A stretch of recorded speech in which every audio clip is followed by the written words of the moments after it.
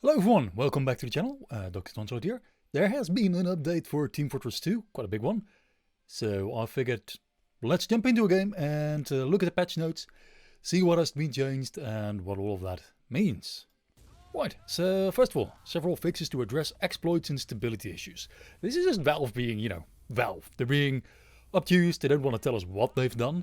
They never want to tell us what they've done. But so presumably this means some of the exploits that we've seen in the past years have been fixed. We don't know.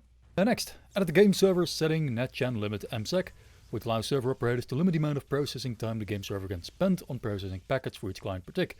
Clients that send packets causing server CPU processing time to exceed configured number of milliseconds will be kicked from the game server. This is a bit of a weird one because it means you may have seen bots that join the server and then at some point the whole server crashes. You're being kicked out of a map and you're like, why, what happened? And the server, sometimes you can rejoin that same server a little bit later on. Basically what Valve has done here, what I think they've done, is made it so, if one client sends packets that take up a lot of CPU processing, Valve will detect that and they will kick that client. In other words, the bots that crash servers will be kicked before they can crash the server. So this is good news. I don't know how well this will work and if they can, have a workaround for it, but it's nice that they're doing something about it. Alright, added the game server setting netchan stats dump, which when enabled will dump statistic of each network channel when that network channel is closed. Statistics include messages, bandwidth and CPU processing time breakdown. This again feels like they're trying to detect bots. So this will, if you enable this, and this will be really useful for server owners, they'll see, okay, this client, they did something, it used a lot of bandwidth or used a lot of CPU processing time. Oh, they sent really racist messages, because some bots just do. Well, this will allow you to see that in the end of, when they leave, you can see, all right, this client was problematic. And then you can ban that client, presumably. I expect Valve did this for their own internal analysis, so they can identify the bots, maybe, find a way to ban them quicker in the future. Next, added game server setting TF fall damage disable spread to disable random fall damage. I had no idea that fall damage is random. It makes sense that they added the option for it. I mean, in competitive play, people want to have as little randomness in the game as possible. So random weapon spread is disabled, random crits are disabled, random damage fall off is disabled. And this seems to disable random fall damage. Again, okay, it's nice for people that play competitive. I don't think we're gonna notice it. Fixed not being able to adjust the offset for cosmetic items unusual effect. I've noticed this as one of my cosmetics that I used to have a long time ago, where you have the slider. If you have an unusual, you have a slider where you can move the unusual effect up or down, and that sometimes just didn't work, and that's been fixed. Good going, Valve. Thank you. Fixed some players seeing unknown for their player name. I haven't run into this. I've seen some unknowns when I'm killed in the kill cam. That presumably has been fixed, but well, if this was an issue, then it's nice that Valve fixed it. Alright, fixed broken transparency on cosmetics. Again, not something I've noticed myself. I mean, I'm sure this will have been an issue. So, again, thanks Valve for fixing it. Next, fixed lag compensation on meleeing teammates. This is it's a weird one because you don't often want to melee teammates. It's not really a thing that often affects you. I guess if you enable friendly damage, maybe. It's a weird one to fix, but it's nice that Valve fixed it. Fixed not being able to hit a player's hitbox if it extends outside the player's bounding box during an animation. This is a good one. This is so you guys may have seen a video from Sin where if you call medic during a taunt, especially during the soldier taunt where he has the grenade that he explodes, if you call for medic, that will change the player hitbox to be outside of the bounding box, which means if you push your bounding box up against the spawn door, then that your arm will stick through your bounding box, through the spawn door, and inside the enemy spawn, which allows you to blow up enemies, which is hilarious, and unfortunately it's now fixed. Fixed Jiggle bones rendering in the loadout and item previews. I didn't know they weren't being rendered properly, but again, it's something for people that have a lot of cosmetics and want their cosmetics to look really nice in the item preview screen, I suppose. Next, the tears from Drunken demomans. They're so salty and full of alcohol. Fix the Iron Bomber's projectile collision size, not matching other projectile collision sizes.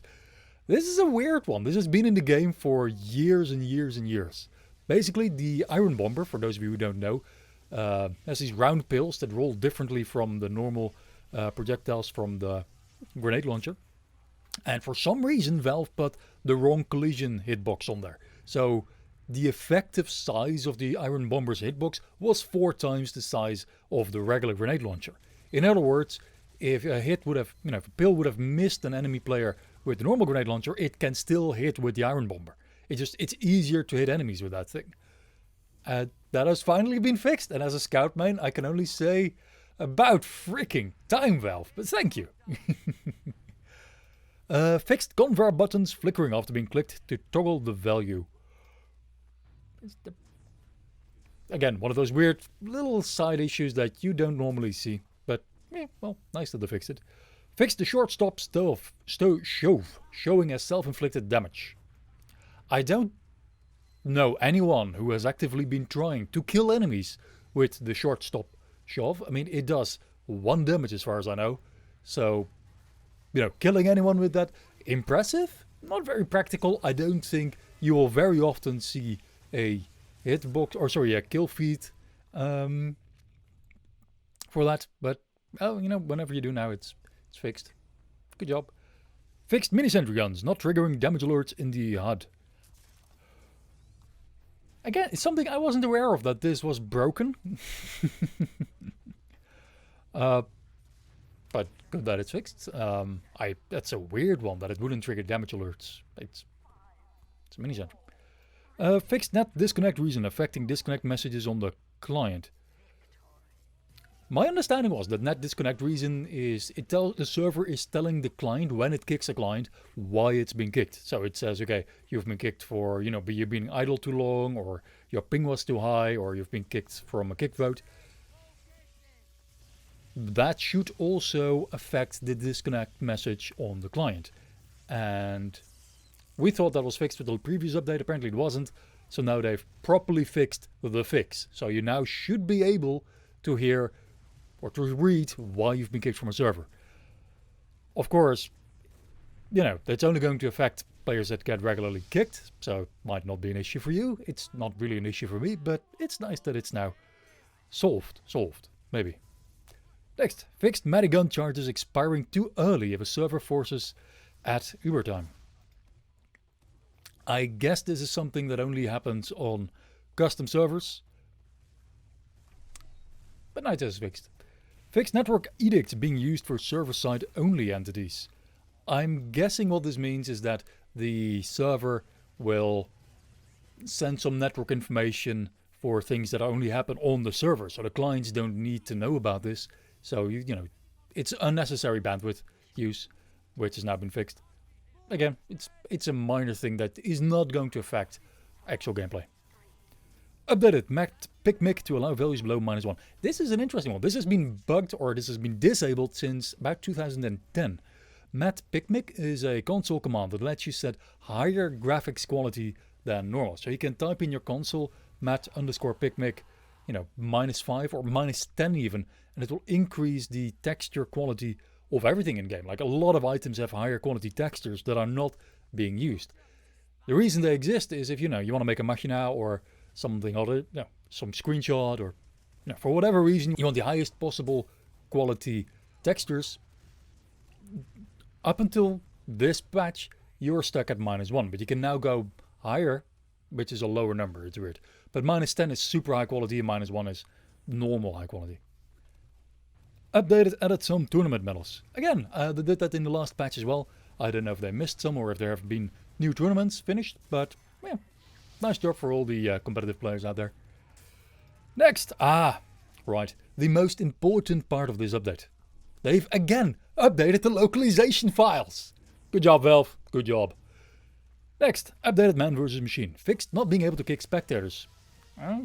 I don't know why you would really want to kick spectators, but... Fixed bots not displaying the correct names. Again, it's a minor quality of life. Sometimes a bot would get the wrong name. Fixed the loading screen backgrounds on Valve servers. I haven't actually seen a loading screen background in a very long time because I use a custom HUD. And I expect most of you are using custom HUDs, but you now get to see the right background. I mean, the game was literally unplayable before this, so thank you, Valve. Next, fixed overcharge rate and duration upgrade not working for the Vaccinator. I don't know why you would want to use the Vaccinator in man versus machine. I really don't. If anyone knows, please drop it in the comments because I have no idea. Why would you want to use the Vaccinator? Please tell me. I do not know, but I don't play that much man versus machine. An updated arena mode. For those of you who don't know, arena mode is like team deathmatch, but whenever you die, that's it. You're out. It's like playing Counter-Strike. You start off with a full team, and as soon as you die, that's it. You can only spectate, you can't participate. They've now fixed it so that fixed players being able to late join the game. Before, if you would join a game in progress, you would have to, immediately put in spectator and you can't play. Now you can. So that's nice for all 4 people that are still playing arena mode. And they fixed players on team unassigned being able to kill all the players. I didn't know this was possible. This seems like a really big oversight. But yay, again, well done, Valve. Good job. So that's it. A whole list of updates, most of them pretty minor. Literally things that you would probably not have noticed before. Of course, the Iron Bomber hitbox, that's going to be really nice for scout mains like me. But, for everyone else, I have always refused to use the Iron Bomber. I know, I thought it was unfair to be using a weapon with a broken hitbox. Now that it's fixed, I might actually use it. I don't have a strange one yet, so I might go and buy one. For all of you demo mains who relied on the Iron Bomber, well, on the plus side, this means you can choose between the regular grenade launcher and the Iron Bomber, and you're not going to lose massively on, one advantage that one has over the other. It's really now just, okay, either your projectiles bounce or they don't. You can pick the weapon that will let them bounce or not bounce, and you don't have to worry about the hitbox. So that's, honestly, it gives demo mains more choice, like a more viable choice. Of course, the reason that you have more viable choices is now because one of the choices that was obviously better has been nerfed. So I expect most demo mains still won't be too happy. But honestly, if you're a good demo man, and if you weren't, you wouldn't be sitting here discussing it with me now, would ya? If you're a good demo man, you'll be able to hit your pipes anyway, even without massive hitboxes. The other thing, so for anyone wondering, no, this does not fix the bot problem. I've played a few games and I still ran into bots, so we still have a bot problem. Then we still have a problem. I don't know if some of these changes do suggest to me that Valve made it so they can more easily detect the bots and probably more easily ban them. So this might mean we'll see fewer bots going forward if Valve will actually act on these data dumps that they've created. But that's really anyone's guess. The exploit and stability issues might hint at, fewer bots in the future.